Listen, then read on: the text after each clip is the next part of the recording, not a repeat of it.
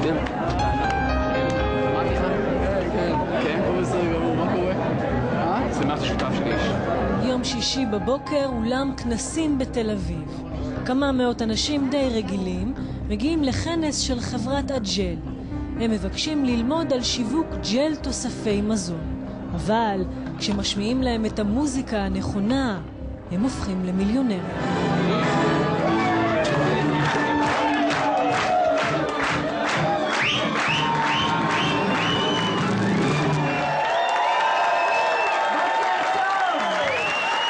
אני בכלל רוצה להצליח, בוא נראה. אוקיי. הצלחה זה לא עניין של מזל. הצלחה זה עניין של בחירה, הצלחה זה מיומנות נרכשת. וזה מביא אותנו לתוך הממד העסקי. מה זה שיווק רשתי? היועץ המשפטי לממשלה דווקא חושב שהשיטה של הג'ל דומה יותר לפירמידה במסווה. יזם ממציא מוצר כלשהו, לדוגמת ג'ל ויטמינים, ובמקום למכור אותו בחנויות הוא מפיץ אותו כך. א', אדם פרטי קונה מהיזם, במקרה הזה ב$1,080, את הזכות להפיץ את הג'ל. עכשיו, עליו לצרף תחתיו שתי רגליים, אנשים נוספים, ב' וג', שישלמו גם הם לחברה בעבור האפשרות להצטרף לרשת. ככל שיצרף יותר אנשים תחת רגליו, ואנשים שצרף יצרפו אחרים, תשלם לו החברה צ'ק חודשי שמן יותר. אני מאוד מעריך כל אחד ואחד מכם, ואני מאוד מאמין בהצלחה שלכם. מי מאכיל את הרשת הזאת? הרי החברה משלמת למפיצים בעיקר בעבור צירוף חברים חדשים, ולא משום שמכרו את המוצר. מתברר שהמשווקים מממנים את החברה בעצמם.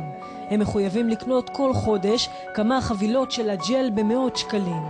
וכשמביטים עוד רגע אחד מבינים שהרשת ניזונה בעיקר מהחלומות שלהם. תבחרו תאריך שהוא משמעותי לכם בחיים, ואז תכתבו שם תיאור של החיים שלכם. אתן לכם את שלי.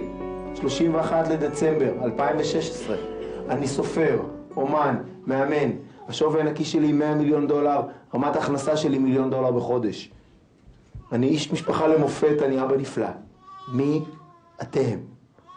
1, 2, 3, גו. פיקחו את העיניים והתחילו בתהליך. ב-23/3/2013 אני הולך להיות מאמן ענק. הכנסה חודשית של $500,000 בחודש, בים של נעליים, בים של בגדים. יש לי אופר, יש לי לפחות 4 ילדים. לפחות במינימום מהג'ל את 20,000 שקל. איזה 20,000 שקל?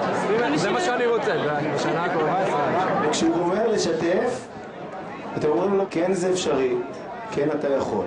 תגדיל ציפיות. כן זה אפשרי, כן את יכולה. בעוד 5 שנים אני מאמין שזה יגיע כבר $20,000. ברור שזה אפשרי. כן, אני יכול. תודה. כן זה אפשרי, כן אתם יכולים. מה גרם ל17,000 ישראלים להתעורר באמצע החיים ולחפש דווקא באג'ל את חלום ההצלחה והאושר המהיר? עזבו את העבודה הסחירה, אל תיסעו ברכבת כל יום. אתה תעבוד 8, 9, 10 שעות ביום. לאן תגיע בסופו של דבר? מקסימום תגיע לדירה של 2.5 חדרים במודיעין. אבל זה לא מה שאני רוצה, אני רוצה הרבה יותר מזה. זה המשבר של העבודה בתוך החברה הגלובלית. אנשים מבינים שמעבודה אפשר להתעשר. מצד שני הם שומעים סיפורים פנטסטיים על התעשרויות, סיפורים פנטסטיים על פריצה, התגנבות יחידים אל תוך איזה מקום שהוא אף פעם לא היה שלך. והתגנבות היחידים הזאת נורא מוצאת חן בינינו, כולנו רוצים להיות שם. כדי לעלות לרכבת האושר והאושר צריך כמובן לקנות כרטיס, אבל זה לא מספיק. על הבמה עומדים הקואוצ'רים, הדור הראשון של הג'ל בארץ, מאמנים את הקהל, מפתים אותו להאמין. תעלו בדמיונכם את תמונת החיים שלכם באותו תאריך יעד שבחרתם. איך זה נראה? איפה זה מתקיים?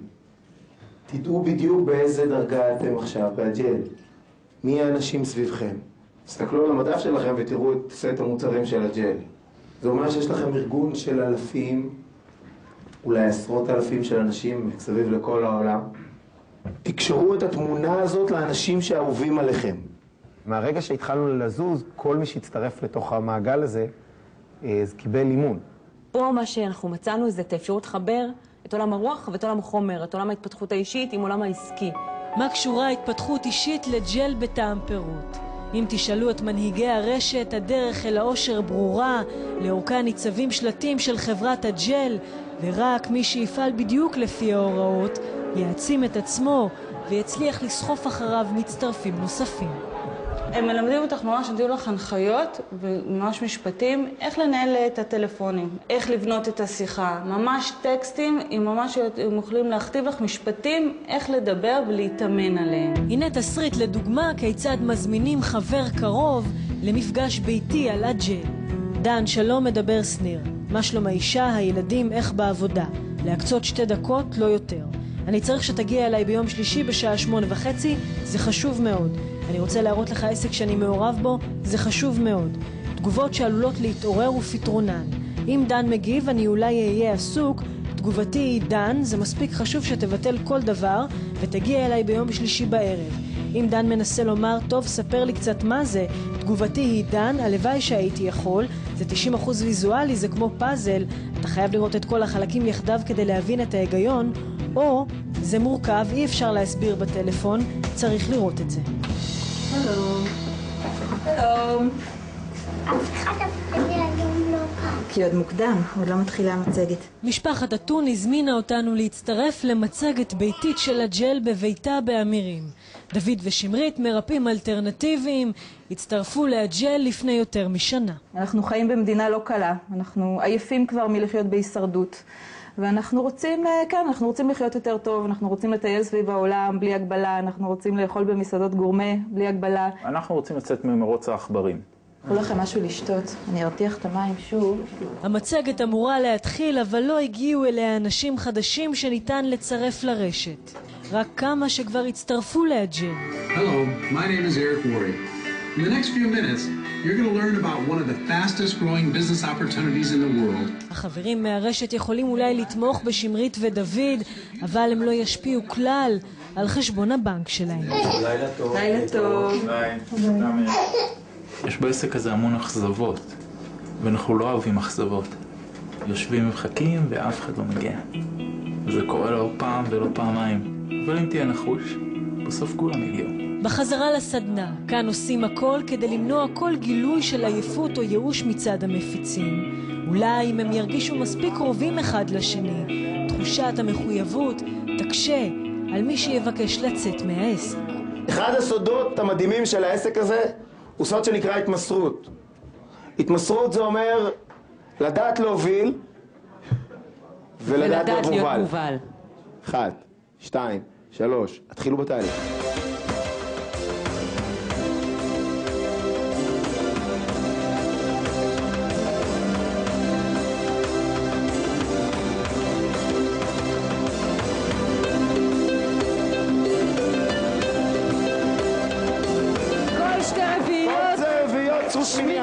ושני אלפים למרכז. ואלף, אלף, אלף, אלף,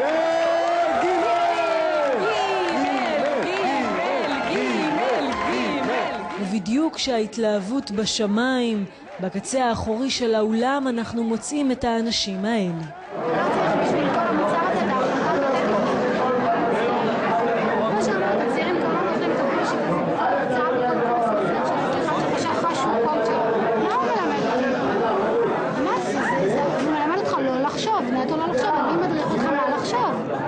זה מה שקרה פה. האנשים פה לא חושבים לבד.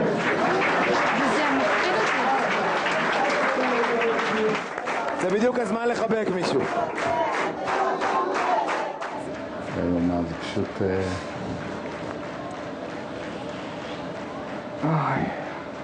כמה אנחנו פתטיים. זאת שיטה, זאת אמצעי לייצר אשליה אדירה. גם של התעשרות עתידית וגם של חברה חלופית, חברה אלטרנטיבית, רשת שיכולה להכיל אותך, שאתה יכול לדבר בתוכה. תוך 10 חודשים הצ'ק שלנו היה מעל 40,000 שקל, ומה שמדהים הוא שזה אפשרי לכל אחד מהיושבים פה, ואני יודע שגם אתם תהיו שמה. אני רובי, אני הג'ל, אני אוהב אתכם ממש. לפני שנה הייתי מסתכל לכם, הייתי אומר, קבוצה של מטורפים, קאט. היום אני יכול להגיד בלב שלם שמי מרק ואני הג'ל ב-200%. אני אוהב אתכם. הרי מי מרוויח מהעסק? המצטרפים הראשונים, היזמים, ואלה שנכנסים לשם עד ההתפרקות הראשונה. אז יש אולי איזה נתח שנכנס בחלון הזדמנויות ומצליח עוד לעשות משהו, אבל המשהו הזה זה על גבם של הרבה מאוד אנשים. זה ניצול, זאת שיטת ניצול, אין לי שם אחר. שפע של הגשמה, של כל מה שאתם עשו אי פעם. תודה, תודה, תודה. הסדנה מסתיימת. חדורי מוטיבציה אחרי האימון האינטנסיבי הזה, חלק מהמפיצים מסתערים על כל מי שנמצא בחדר ועדיין לא יצטרף לאג'ל, כלומר עלינו. לא מעניין אותך? אבל אתה רוצה לשמוע אג'ל? אתם כבר איתנו? היי. נהנית מהאירוע? מעניין. מה זה אומר מעניין? מה אהבת? מה אהבתי? אהבתי לראות אנשים נהנים. וזהו פחות או יותר. את אוהבת את העבודה שלך? העבודה שלי מאוד. כן. במה את עובדת? זה. זה? וואלה. כן. ואת מרוויחה כמו שאת חושבת שמגיע לך להרוויח? את מנסה לשכנע אותי עכשיו לא, אני פשוט שואלת, אני בודקת איתך, אולי זה משהו שיכול להתאים גם לך. בין 10 ל-15 שעות בשבוע. יש לך את הזמן הזה? לי לא. אז אם הייתי אומרת לך שיש אפשרות בעצם שתמשיכי לעשות את מה שאת עושה, לעבוד בעבודה שלך, ובמקביל ליצור לך גם הכנסה פסיבית. איזה הכנסה פסיבית את ייצרת לעצמך? אני יצרתי לעצמי הכנסה שהיא עדיין לא פסיבית, היא פסיבית אבל היא לא משמעותית כזו, אבל מה שמדהים בעסק הזה, הכסף הוא רק תוצאת לוואי. מה שאנחנו עושים פה זה ליצור עולם טוב יותר עבורנו ועבור הדורות הבאים. אתה מרגיש אחראי לאנשים שהיו כאן היום? לא, אני מחויב לעצמי, ואני מסייע לאנשים שמחויבים לעצמם. הפירמידה הזאת תמיד קורסת. זה ברור שהיא תתפרק, ושהיא תתפרק. אלה שלמעלה יקטפו את הפירות, ואלה שלמטה פשוט יאבדו גם את האשליה וגם את ההשקעה הבסיסית שלהם. מבחינתי זה המסע הגדול שלי באג'ל. אני מזמין אתכם פנימה. מי מכם איתי? תגידו אני. תודה. תודה. השאירו את העיניים העצומות, ופשוט הקשיבו לקטע המוזיקה הבא. כשמביטים באנשים הללו קשה להאמין שכאן אצלנו, במקום בו ציניות וספקנות הם חלק מהשגרה, תופעה כזאת מצליחה לשגשג.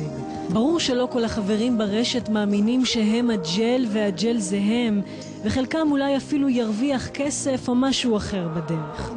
אבל בכל זאת, מבהיל לגלות כמה אנחנו צמאים לחום, אהבה וחלומות, עד כדי כך שרבים מאיתנו עוצמים את העיניים לרווחה ורוקדים לצלילי חליל מזויפים של מישהו אחר.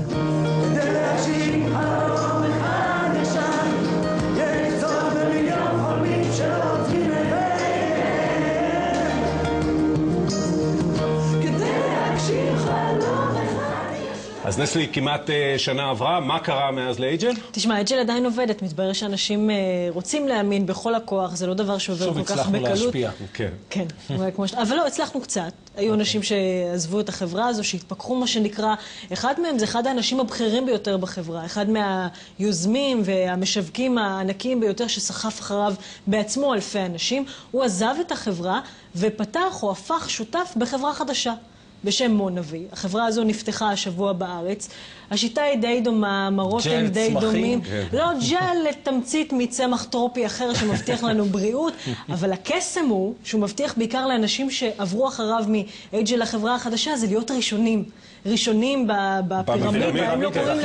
הם לא קוראים לזה פירמידה, אבל ראשונים בתור. השכבה השמנה היא למטה. בדיוק, השכבה השמנה היא למעלה, מי שלמעלה הוא זה שירוויח את הכסף, ואנשים עדיין רוצים להאמין כמו שאפשר לראות. זה חגיגה הערב הזה. כאילו יש דרך אחרת. יש דרך אחרת להרוויח כסף, יש דרך אחרת.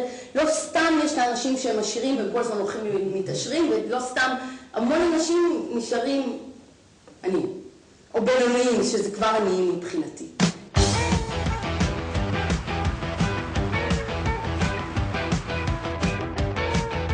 הנה הם שוב. הברק בעיניים, תנועות הידיים המתלהבות ובעיקר ההבטחות לעתיד כלכלי מזהיר. מנגנון שמייצר לי כסף גם כשאני לא שם.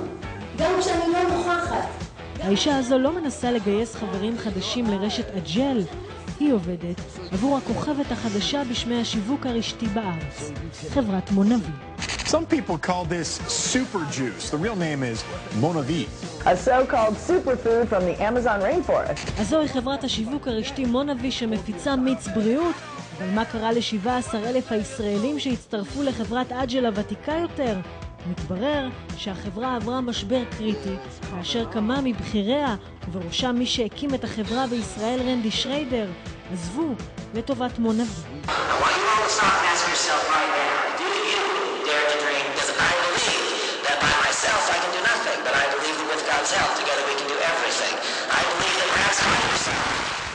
חברת אג'ל ניסתה לתבוע את רנדי שריידר ואת הבכירים שעברו עמו למונבי בטענה שגנבו סודות מסחרים. הם טענו בתגובה שחברת אג'ל ישראל עמדה בפני קריסה טוטלית ופשיטת רגל, לכן לטענתם עזבו ועברו לחברה שמסוגלת עדיין להבטיח עושר ועושר. הבונוס הראשון נקרא התחלה. בוא נתרגם אותו לעברית הכי קל. התחלה. 50 אנשים שאני צירפתי או 100 אנשים שאני צירפתי כפול $40, מה יקרה? זה גם משהו.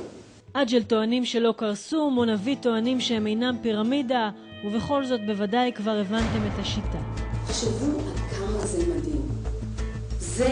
זה מונבי אוריג'ינל. כשעוזר לצוף בחברה אחת, הפרפרים המנוסים מתעופפים לחברה אחרת. שם יוכלו לגייס מאמינים טריים. ולא במקרה כל אחד ואחד מכם פה הערב איתנו. ולכן אני כל הזמן רוצה שתשאלו את עצמכם מה הולך לעשות הערב הזה עבורכם. המאמינים יצרפו את חבריהם ובני משפחותיהם מתוך תקווה להתעשר, וכך יכניסו כסף לבחירי הרשת. עד שיום אחד גם החברה הזאת תמצא את עצמה, והפרפרים הם יעופו על שדה הפרחים הבא.